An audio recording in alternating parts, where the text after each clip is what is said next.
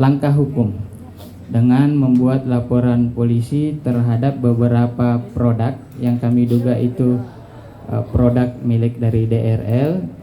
Itu sudah kami masukkan laporannya terkait dengan Undang-Undang Kesehatan dan Undang-Undang Perlindungan Konsumen.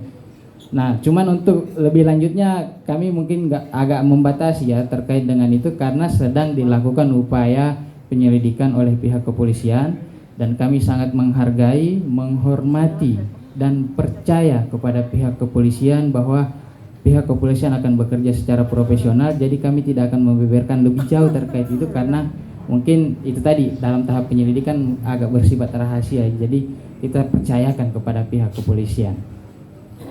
Terus yang kedua terkait dengan adanya insiden atau peristiwa di tanggal 17 ya, hari Jumat malam itu tanggal 17. Mungkin teman-teman atau masyarakat sudah melihat rangkaian peristiwanya, sedikit melihat rangkaian peristiwanya yang sudah banyak beredar di media sosial. Oke, mulai dari suatu tempat rumah makan, kemudian berlanjut ke Polsek dan sampai ke Polda Metro Jaya. Nah, untuk saat ini terkait dengan peristiwa itu kami sudah membuat laporan polisi terhadap beberapa terlapor dengan inisial SS, AF, AA, HR, dan I. Tambahan lagi ya, satu cewek itu ini nanti akan meluas ya. Jadi semua yang di situ ada juga yang diduga memberikan uang juga nanti akan dikasih. Itu semuanya akan kena ya, satu rombongan mereka semua akan Doktif laporkan. Jadi apa yang di sini itu karena pada satu itu nama yang Doktif ketahui pada saat itu. Udah malam banget, Doktif pengen cepat pulang ya. Tapi nanti akan ada beberapa nama yang pasti akan Doktif laporkan. Jadi itu saya lanjut lagi tadi.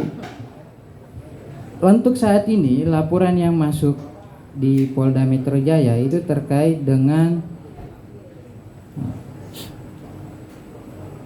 dugaan pemaksaan disertai dengan ancaman kekerasan sebagaimana dimaksud dalam pasal 335 KUH Pidana.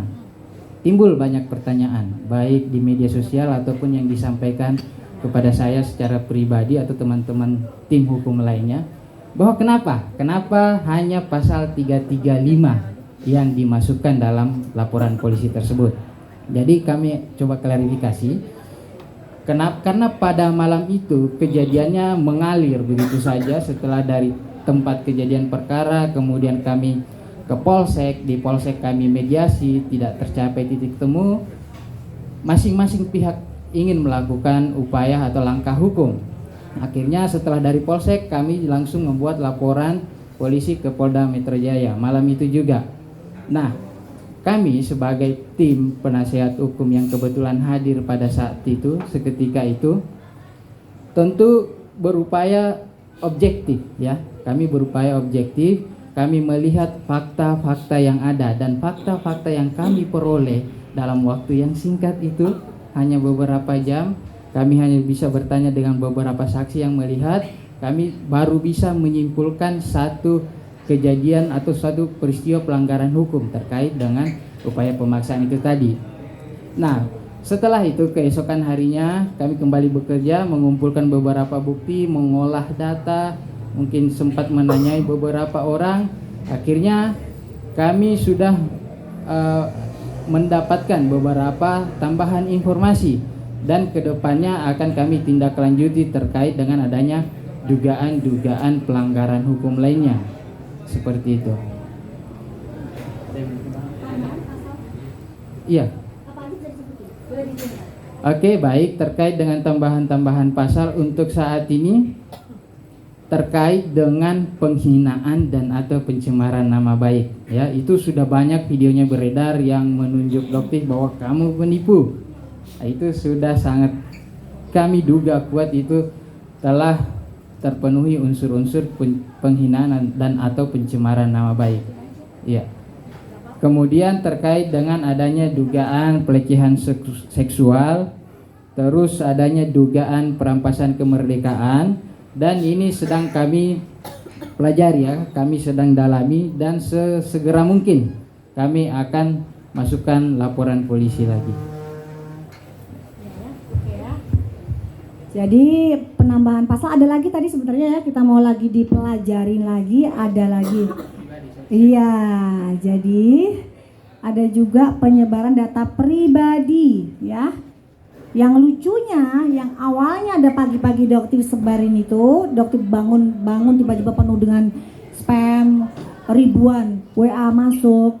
Tiba-tiba Doktif dilaporkan nih ke Polda Metro dengan penyebaran juga data pribadi yang Doktif pasang di profil WhatsApp.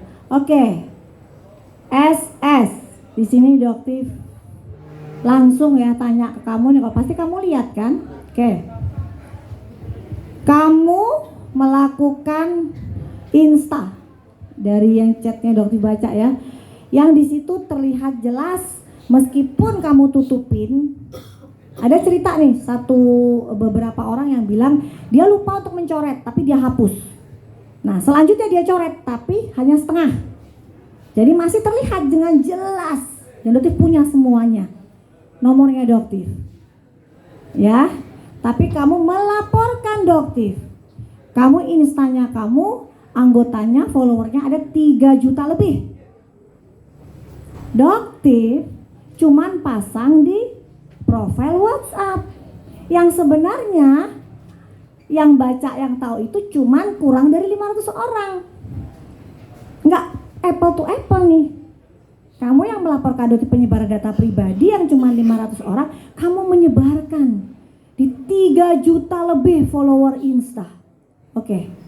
Jadi sekarang kamu melaporkan Doktif. Doktif yang sudah tidak ingin melaporkan masalah ini, Doktif akan melaporkan.